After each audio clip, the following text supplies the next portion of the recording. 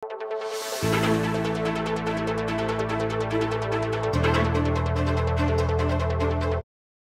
sumangid na lang magtindang bibingka at tsokolating batirol katuklunan ni Berman. Pakaslag na naman ding mga lagong parol, magumpisa ka ring dalan ang gana ka rin miyaliwa pang lugal at pasyalan. Kaya ang syudad San Fernando au sanda namang Christmas capital na ng Pilipinas, lakwas yang maging masaya impa magselebra keng kebay tanan ng Ginong Jesucristo, pauli na ng ligligan dareng iganting parol. Bukod syempre ka rin obra maestra dareng 10 participating barangays ay ang highlight ng Giant Lantern Festival, kumpletuan na naman ng mikasang food and trade fair bonggang kapiestan. Ma-picture no naman ding produkto ng Kapampangan po, from food to non-food. Pero pagkat ng food fair tamo, syempre po automatic puro lang ang pamangan po itan Pero in pong highlight ken kailangan ang mga tindang tusok-tusok Pero ito pong ready to eat, pong pansit so dito po talaga food lang mo yatang king mismong kitang magumpisa kitang ligligan before the ligligan parol.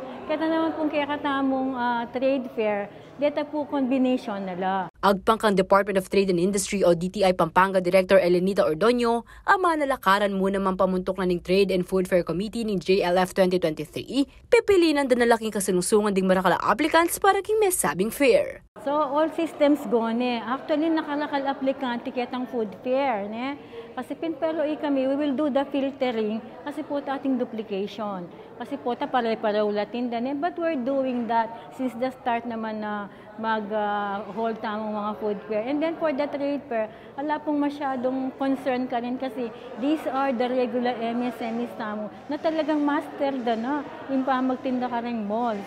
So wala pong problem at yung talagang wala mo listahan kareta na the usual, they know the process. Lang maging problema. At saka madakal tamo po talaga bisang lungob. Siguro the intention is para manakita naman during this holiday season. And we are still encouraging naman itang bayo to join. Peki sabihin dala naman kanurang MSMEs ang magsadyang something unique a produkto.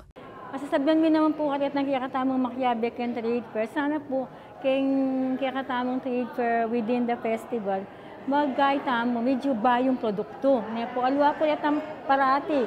Wante po sabi da rin customer tamo, rin sasali na panay makanyan, pero ngayon, atin tamo pong highlight na ba yung produkto. Maganap yung trade fair king Walter Mart from December 10 to 12 at Robinson Star Mills manibat December 15 ang ganang January 1. Malyari yun naman na-enjoy yung food fair king mismong festival grounds king Robinson Star Mills from December 15 to 17, December 22 to 23 at December 29 to 30.